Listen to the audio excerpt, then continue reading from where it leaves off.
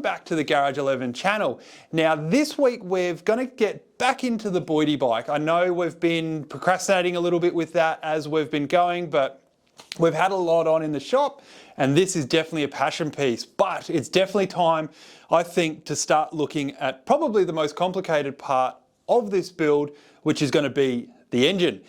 Now this is a little YZ125. They're not that complicated. We're going to try and give Boydie a really nice OEM bike with a couple of little mods, nothing too serious, and just nice, strong and reliable, and that's what we believe in. So as long as it's doing what it needs to do, we're going to be happy, I believe, for what we're doing here.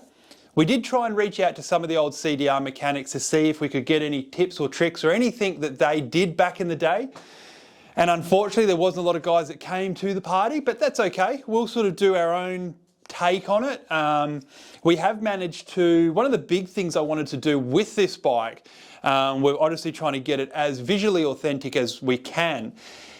Now, the team back in the day used to run a Pro Circuit ignition cover on this. Now, I was reluctant, I wasn't really sure I was ever going to find one because Pro Circuit no longer make them. This is 2001 and that wasn't 5 years ago anymore.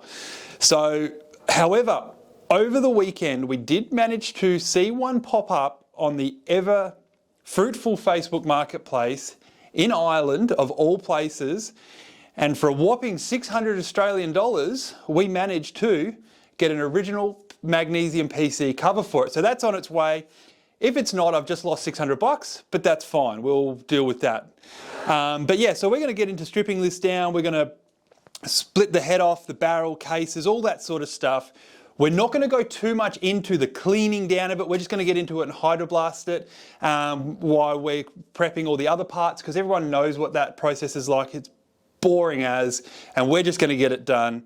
The beautiful thing about these bikes is there's so many aftermarket parts available for the YZs because they've been such a mainstay for so long.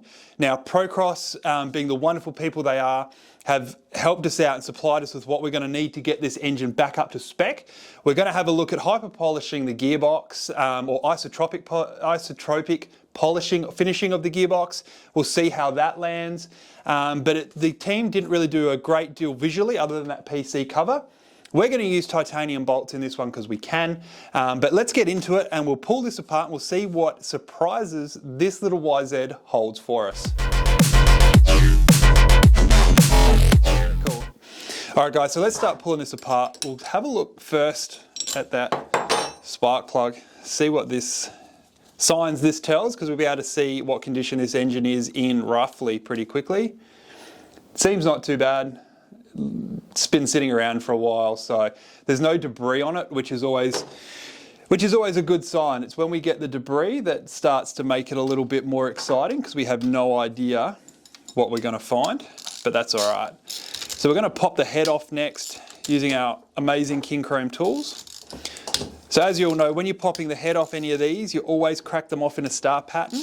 Same when you're torquing them down, as so not to warp the head. So what we're going to do with this head, I think one of the semi sort of easy and achievable gains we're going to be able to get is adjusting the squish band on this little two-stroke. Now what that is, when I get the head off, I'll quickly show you. There's a couple of little methods. We're going to, being the generation I am going to use a lot more probably software, a lot more technology to achieve what I need to achieve. When you see it, Ziploc bags. Everything goes into Ziploc bags. That's not sacrificial like washers. Okay, so what we're going to do, now it looks like someone has either had this apart before and cleaned the head up, because we can't really even turn it over. The piston has had no fuel or no burn on it at all. It's definitely had a cheap hone. But what we're going to do is, as you can see in this profile here of the head, has the combustion chamber, and then what it has is it has a taper that runs from here to here, which leads from that edge of the cylinder up. Now that's the squish band on a two-stroke, and what that's essentially doing is pushing all the fuel that gets captured in the edge and pumps it into the compression area, which makes for more efficient burn. So we can tighten this up a little bit because the manufacturer will always make it a little bigger. So as you know, just in case there's any piston contact or whatever, or variations in piston and crank length. But we're going to weld this up. First, we're going to 3D scan it, CAD draw that, get the volume measurements, and then we're going to weld it up. We're going to come up with a little design, and we're just going to machine our own combustion head on that. So that should be pretty cool. We should be able to get a few little gains out of that, which will be nice. So what we're going to do to get the head off, we're just going to pop the power valve off. Nothing too, like I said, these little 2-strokes are amazing to work on. There's a filthy 4-stroke down there somewhere, and it's just got more components than it needs, but that's okay. So as we go, we're just going to pull this apart.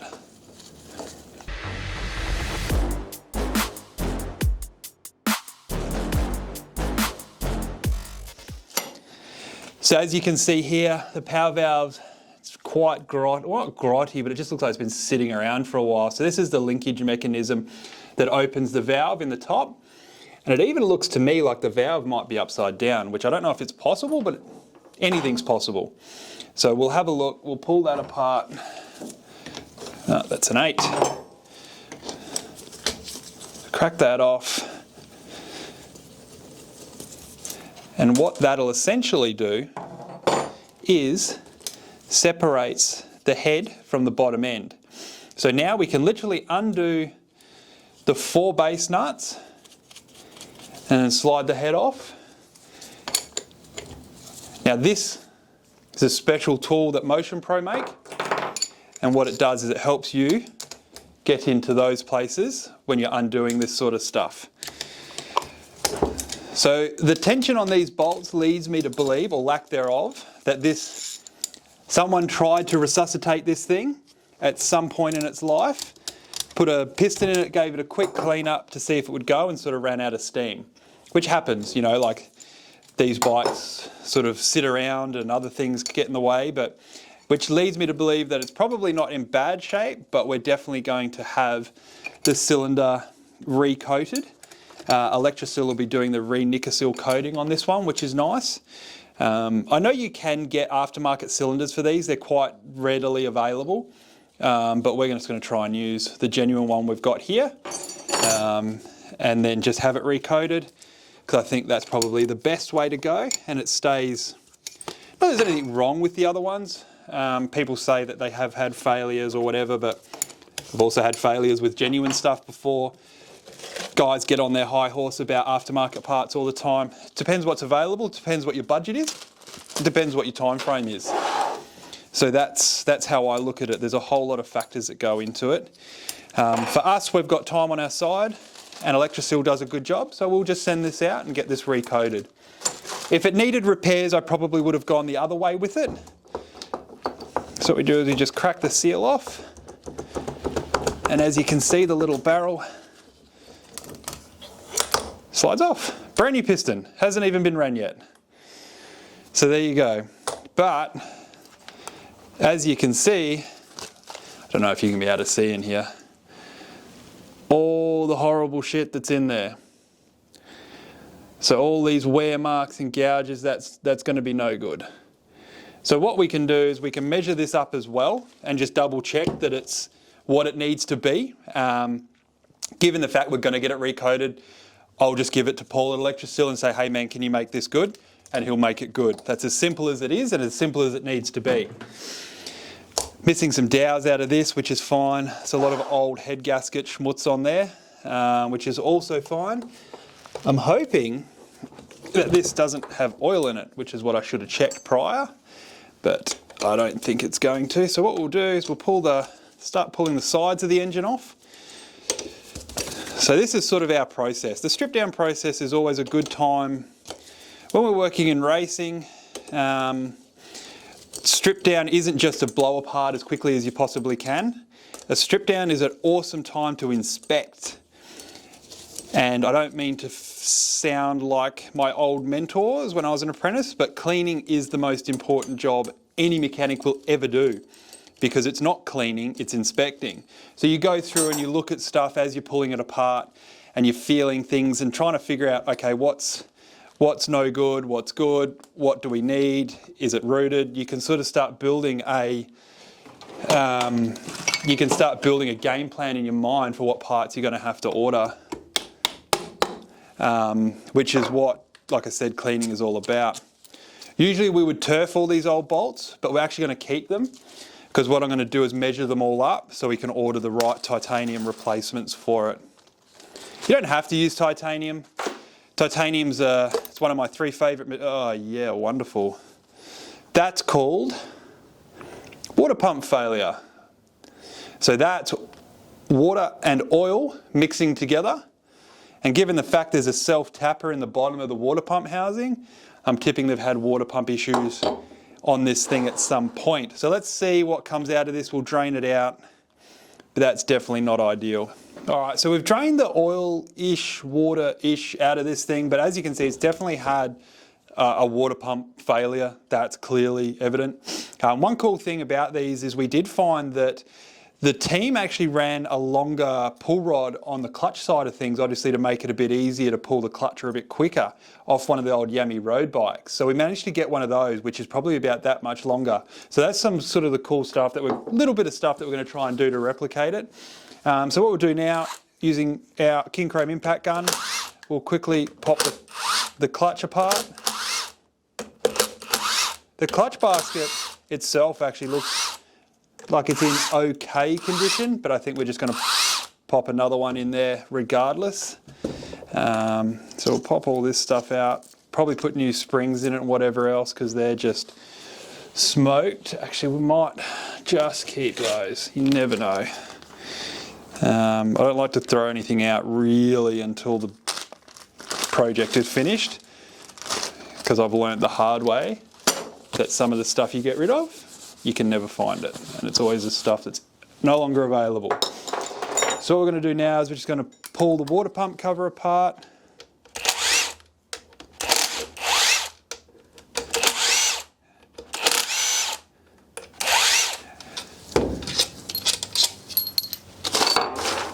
Put it in our tie. Oh, good work, Glad. Shit quality bags. Okay, so we'll pull the water pump cover off, and I dare say, if there's nothing obviously wrong with the seal, it's going to definitely be a shaft.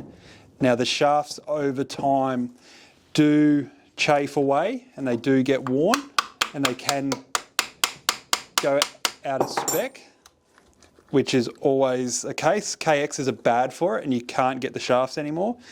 So I think that's something we might have to look into remaking. Doing some billet ones. Yeah, wow, okay. So this hasn't had coolant in it for some time, as we can all see. That's all sort of fairly crusty and rotted and horrible, which is fine. So what we're going to do, I'm going to quickly crack this off while we can.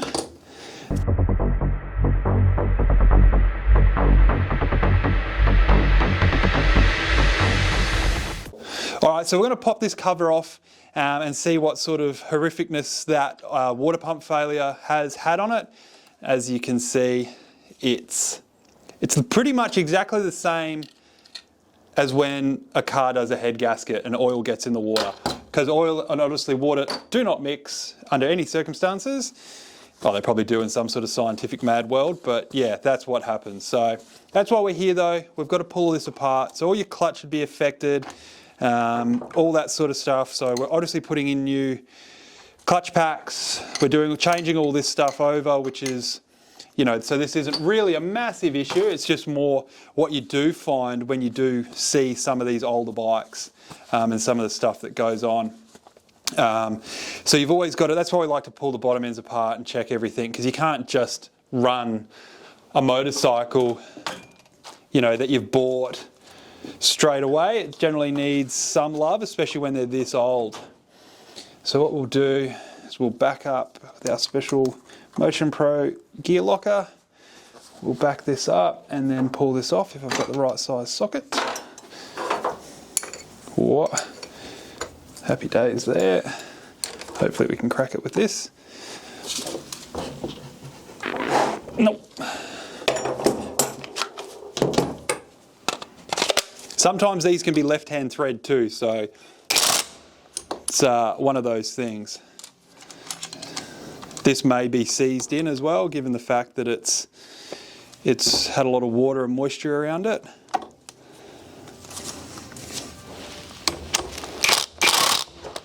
Quite possibly. Yuck. Or it's a left-hand thread.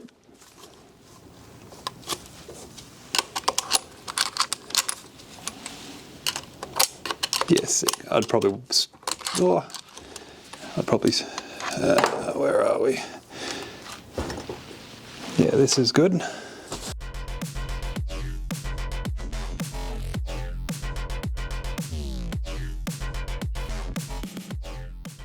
All right, so what we've got here is something that happens every now and again.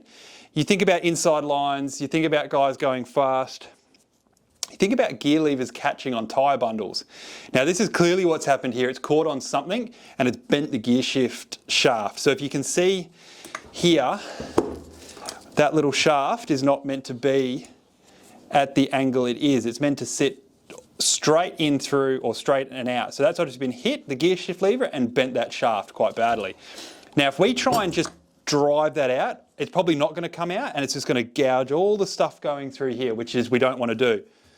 This is where we get our special tool, our King Chrome angle grinder with all the guards and safety mechanisms on it that we need, with my certified safety glasses and my hearing protection that you can't see. So what we're going to do is we're literally going to cut the bent shaft off, as much of it as we can. That way we've got a better chance of driving the shifter shaft out. Obviously we're going to have to replace this unit. Given the fact that Yamaha made 4 million thousand of these things, I'm sure we're going to be able to find a shifter shaft. So what we'll do,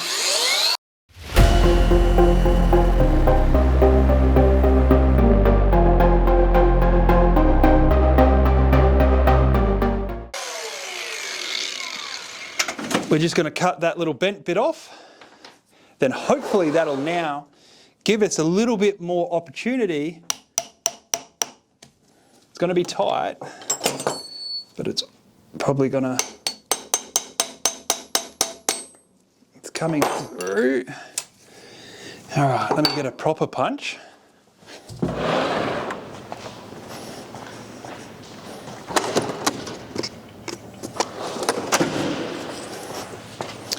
Okay, so what we'll do is we'll just try and drive this out very carefully. Just thinking about if it does get unusually sticky, we have to stop and figure out why. So it's slowly, it's definitely tight because it's still going to be slightly, it's not going to be right to come out.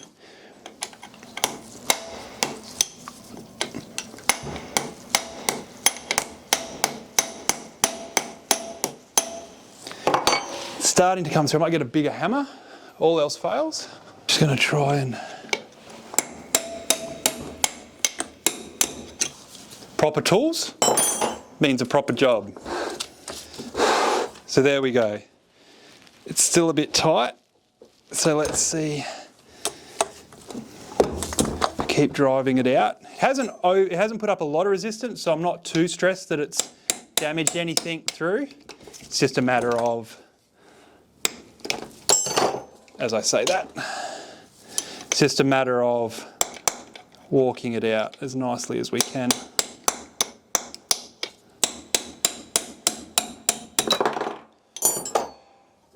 One destroyed bent shifter shaft. So that hopefully was going to be the most exciting part of this engine strip down. The least exciting they are, the better off we are. So as you can see, it's just, given the fact that this oil pump, this water pump seal has failed, it's just really made this a extra messy job, because now we've got to pull all this stuff apart. So this is the shifter mechanism, which doesn't seem to be doing a great deal, but that's okay. Hopefully that gearbox is all right. Otherwise this is going to get fundamentally more and more expensive.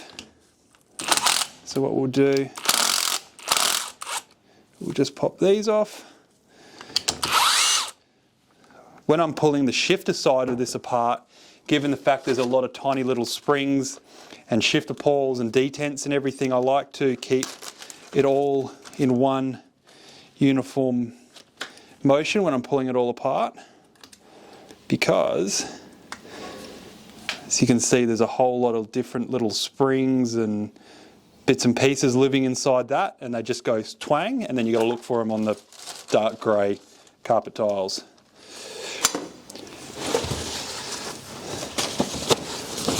So we're nearly getting through what we need to. Let's crack off this shifter drum. Oh.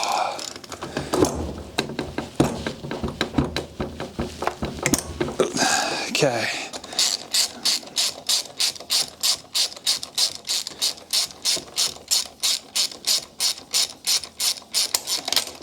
There we go. So that's that. The selector. Once again, all the little detents and bits and pieces we like to keep in the same bag. Take this.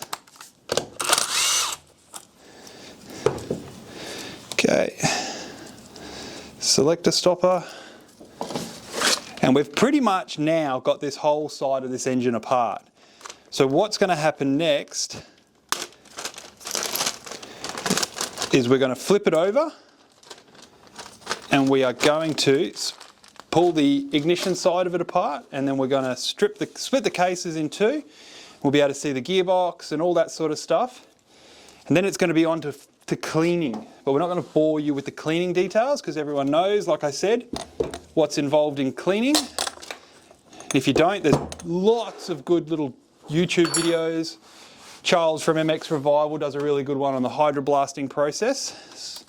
So we're not going to double handle a lot of that stuff.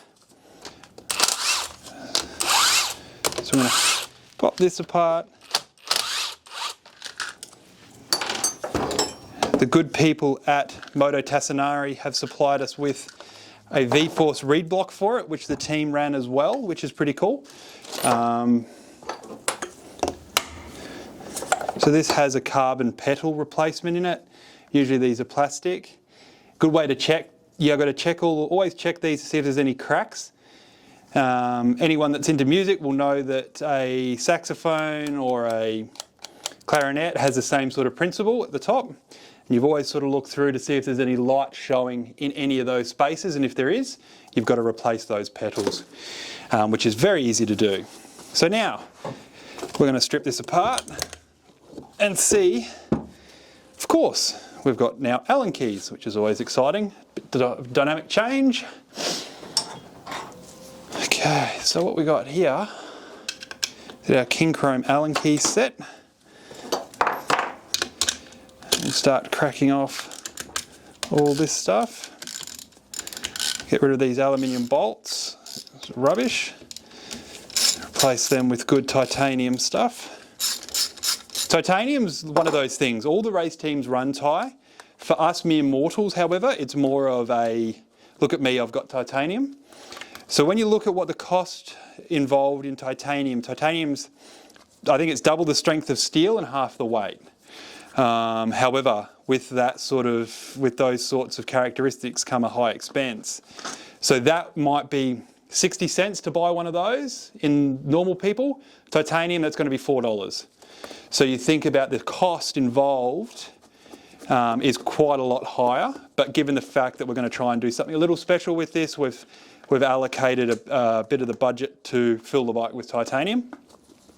So the axles themselves are about $200 each. We're having them custom made, which is always exciting, because we have our mad scientist who is willing to machine them up one-offs, which is always a rare thing. Which is, cool. So we were able to do that stuff. So luckily we're going to be able to replace that with what we actually always needed to find. So we've got the flywheel here. We're going to undo that, and we're going to pop that off. So we've got the right size spanner. If not, I can get it. Or maybe this was it. Yes, we've had a win. One thing when you're using extensions, especially on impact guns, you always have a torque loss through that, because it twists before it applies the impact to the actual socket. So if you really want a nice, short, sharp and shiny process to get bolts off, always remove any sort of extension bar from it. Goes with cars, anything. So we've got the nut here. Now we're going to use a special tool to quickly pop this off, because these are an interference key, Woodruff keyed fit, which means they're tapered, so they actually press in and it exponentially gets more and more stuck to the shaft the more tension you put on them. So what we're going to do is we're going to get our special tool.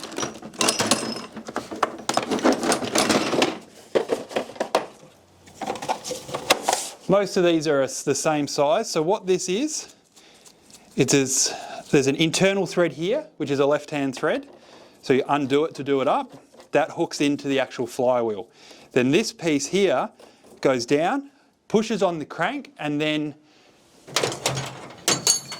you get 2 spanners, and you do the top one up whilst holding the bottom one. Up, cane, not lefty-loosey, righty-tighty.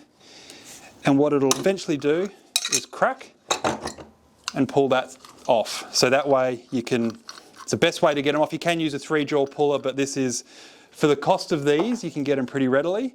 It's a lot more easy, a lot nicer, and a lot more controlled. Wherever we can, we like to be controlled. We might be pretty sketchy in some things, but when it comes to engines, control is always your friend. So now we're going to get the stator off, and then that's essentially the electric side of this bike apart, all the mechanisms. And then we're going to be into splitting the case, and we'll see what's in that.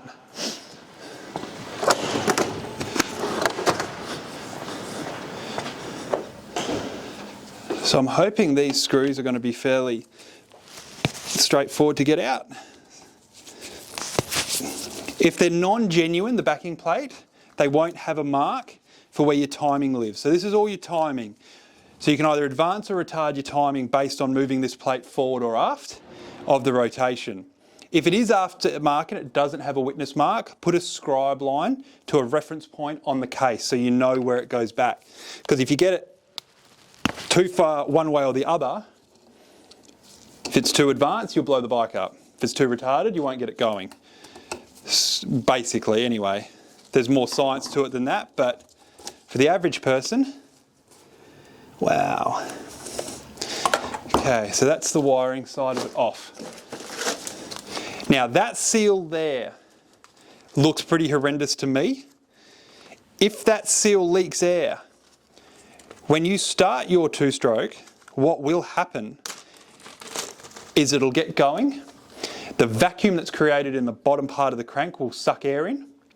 It will then start to rev higher, which means the vacuum gets more, which means it sucks more air in. So what will happen is the bike will actually just rev to full noise, and you won't be able to turn it off until it stops itself. So that seal, when it leaks, will run on and over rev. The only way to do it when we build engines, we always make sure before we start an engine we have a gearbox that works, a chain that's connected, rear brakes, and a set of wheels. Because realistically the best way to stop them is to let the clutch out and just jam it into gear, and it'll just stall the bike. Because what will happen is if you try and hit the kill switch at 14,000 RPM, this engine's carrying way too much momentum for it to cut the spark. So it'll just keep going. There's some funny YouTube videos of people that have experienced that haven't known what to do. It's pretty cool. I'd check it out. But we always leak down test our bottom ends before we start them anyway. The reason for that is because I've had a couple of bikes that have done precisely that.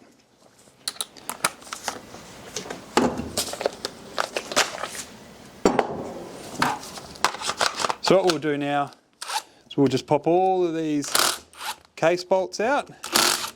We're getting pretty close to the end of this strip down. Like I said, we won't bore you too much with a lot of the details when it comes to pulling bearings out and whatever else, because it's all pretty heat them up, tap them out. Same with the cleaning side of it. We're not going to go too much into that.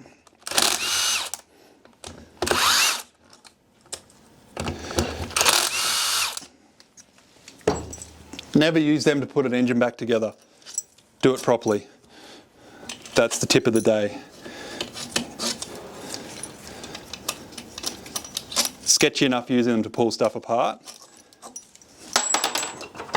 because you have no feeling in the bolt. So if a bolt's going to pick up and damage itself, it's going to do it with far more violence when it's under force. Now, we've got all of the bolts that are holding these two case halves together. We always check because we don't want to damage anything. Then what we do is we get our case splitting tool. If you ask Marshall why this is bent, I'm sure he'll be able to tell you. I think it was on a YZ2, which is a bit violent, but that was on his own motorcycle. So what essentially this does is it pins into these bolts. Same principle as what we did with this. You push it down, it drags the case half up and pushes the crank down and separates the two because they're an interference fit with the main bearings. Always make sure the bolts are in. A bolt has to go in for it to be at its optimum strength, the same depth as what its width is, or its diameter, sorry. So when you're putting bolts in, make sure you get a good purchase on them. Don't just do a couple of threads. Always go in way more than you sort of have to, because there's a fair bit of force involved, and this can get quite ugly. Sometimes everyone says you can't pry the cases apart. No, you can't. However, if you do have nylon trim tools for pulling car trims apart, they are non-marring, and they are a good way to try and get a little bit of a helping hand to getting a stubborn case apart. If not, heat is your friend, but however it does start to get, some of these older bikes, it's a battle. You've really just got to time and patience, you can't rush it. So what we do now is we just adjust these down so it sits fairly level, level enough. Screw this down until it starts putting pressure on the crank. Now when we're pulling this up, we'll hear it crack, but it's going to be pulling it up like that. So you're going to be putting a lot of tension on a lot of this stuff. So you have to crack it, tap these down, crack, and you have to really carefully walk it. Or don't just sit there and wind it because you'll just damage something essentially. Get our special tool and we slowly start winding it down, start to feel some pressure, and there it cracks. So it's starting to move on that bearing. So we just tap that shaft down, the output shaft, with a nylon hammer. Don't use a steel one. And as you can see, because this case has been apart before, you can see it slowly starting to pull itself apart. Right, so we're pretty confident now we can start putting more and more things as we go. We're going to start pulling it apart, tapping on that, tapping on the shaft. Like I said, this case has had this engine's been apart recently to try and obviously salvage it at some point.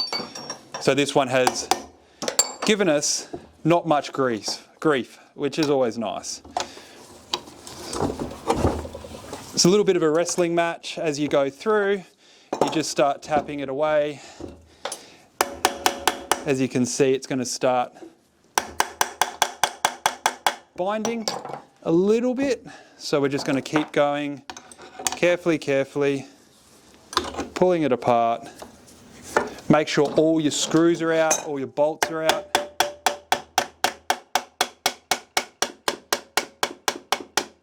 It's quite bound up.